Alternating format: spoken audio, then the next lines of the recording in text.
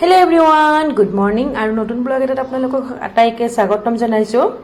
আৰু আজি যোৱাৰ সময়, মানে 10 দিনমান ঘৰত থাকিলোঁ বিহু বুলি। এতিয়া যাব ওলাইছোঁ, কাৰণ যাব লাগিব যিহেতু অহাকালিৰ পৰা স্কুল আছে।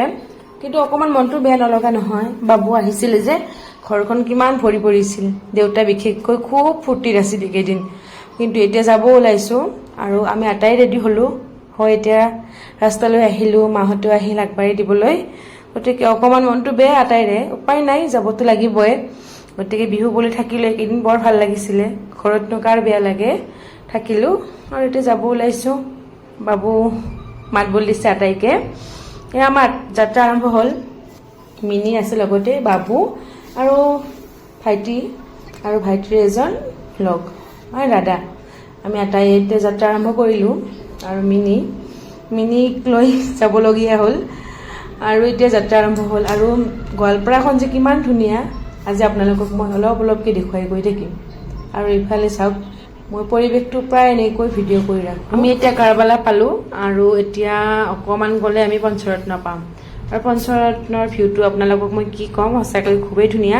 এতিয়া পৰিৱেশটো চাওকচোন, ব্ৰহ্মপুত্ৰৰ ইমান চাবলৈ ধুনীয়া হয়। মই খুবেই ভাল পাওঁ এনেকুৱা পৰিৱেশ, নিৰিবিলি, গাড়ীৰ যান জঁট নাই, খুব সুন্দৰ পৰিৱেশ। তাৰ মাজে মাজে আমি গৈ আছোঁ, আপোনালোককো দেখুৱাই আছোঁ ভিউটো। ইমান ধুনীয়া পৰিৱেশ, মই আপোনালোকক আৰু কি ক'ম। এবাৰ আহিলে নিশ্চয় গম পাব, ইয়ালৈ আহিব।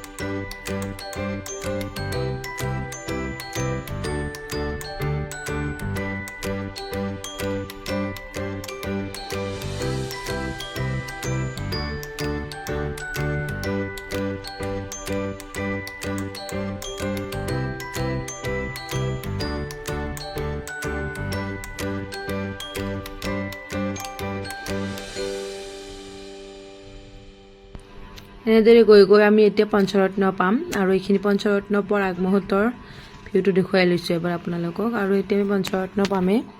পঞ্চৰত্নখন দেখিবলৈতো আৰু ধুনীয়া। আৰু সৰু থাকোঁতে পঞ্চৰত্নখন আহিলে, পঞ্চৰত্ন মানে ব্ৰিজখন চাবলৈ আহিলে, এই যে খুঁটাবোৰ আছে দেখিলে যে মোৰ ইমান ভয় লাগিছিল। কিন্তু এতিয়া অৱশ্যে ভয়টো কমিছে আৰু সেইকাৰণে ভিডিঅ' কৰি দেখুৱাব পৰা হৈ গ'লোঁ। আৰু এইফালে মিনি দুকপিমান ফটো উঠি লৈছে। আৰু মিনিয়ে কিয় জানো হঠাতে কৈ আছে, বাইদেউ গৈনো ৰুমত কি খাম, যাওঁতে আমি তুলঙীয়াৰ পৰা অলপ মাংস লৈ যাওঁ। তো তাই তেনেকৈ ক'লে, মোৰো আৰু খাবলৈ মন গ'ল হাঁহৰ মাংস। তো আমি নামি দিলোঁ তুলঙীয়া বজাৰত। আৰু এয়া আমাৰ দেখিছেনে, হাঁহ বিচাৰি একদম হাহাকাৰ, একদম অভিযান চলাই দিছোঁ। এফালৰ পৰা বিচাৰিছোঁ আমি হাঁহৰ মাংসৰ দোকান, বিচাৰিহে আছোঁ, নাপাওঁ। কিন্তু এনেকৈ বিচাৰি বজাৰখন দেখিলোঁ নহয়। বজাৰখনত সঁচাকৈ বস্তুবোৰ একদম ধুনীয়া, ফ্ৰেছ। আৰু ঘৰতে মানে এইবিলাক চাওক, গেছ নিদিয়া কল, লোকেল চব্জি, শাক পাচলি দেখি কি ভাল লাগিছিলে। ভাবিছোঁ বহুত কিবা কিবি আনিম, কিন্তু মোৰ আজি বৰ দুৰ্ভাগ্য, মোৰ আজি গুগল পে'হে আছিলে, মোৰ লগত কেছ নাছিলে। তাৰ কাৰণে একোৱে বজাৰ কৰিব নোৱাৰিলোঁ। আৰু এনেকৈ আমি গৈ শেষত মাংসৰ দোকানখন পালোঁ আৰু মাংস ল'ব লগা হ'ল। কিন্তু এইফালে আহিছোঁ ৰ'ব, আমি মাংস লৈ এইফালে। কিন্তু আমি মাংস কাটিবলৈ দিম, মই এই বজাৰৰ মাজত আকৌ থিয় হৈ আছোঁ। অকণমান গোন্ধ ওলায় আৰু জানেই মাংস কাটি থাকিলে। তো অকণমান মই ভিডিঅ' কৰি দেখুৱাইছোঁ পৰিৱেশটো। চব বস্তুবিলাক বোলে ফ্ৰেছ, আৰু ইয়াৰ বজাৰখনৰ নাম আছে। এনেকৈ আহি আমি এয়া গৌৰীপুৰ পালোঁ। আৰু গৌৰীপুৰৰ ফিল্ডত এতিয়াও কিবা কিবি কাৰ্যসূচী হৈয়ে আছে। আৰু এতিয়া আমি গলিটোৰে সোমাই গ'লোঁ, আমি থকা গলিটো। এতিয়া গৈ পাই গোটেইখিনি কাম কৰিব লাগিব।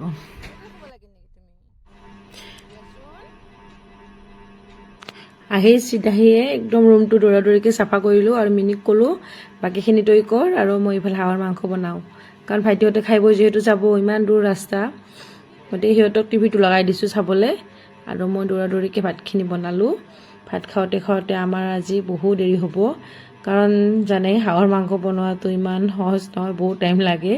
গতিকে মই অলপ মাংসৰ লগতে লাগি গ'লোঁ আৰু মিনি বাকীখিনি কাম কৰিলে।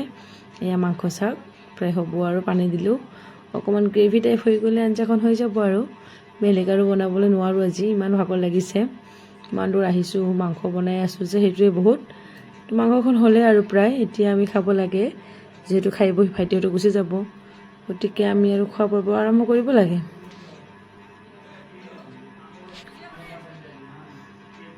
এতিয়া আমি খাই আছোঁ, মই আৰু মিনি, ভাইটি আৰু দাদা খালে, এতিয়া মই আৰু মিনি খাই আছোঁ। গতিকে ব্লগটো আৰু আজিলৈ ইয়াতে সামৰিছোঁ, নেক্সট ব্লগত লগ পাম। আজিলৈ আহিছোঁ, বাই বাই, টেক কেয়াৰ।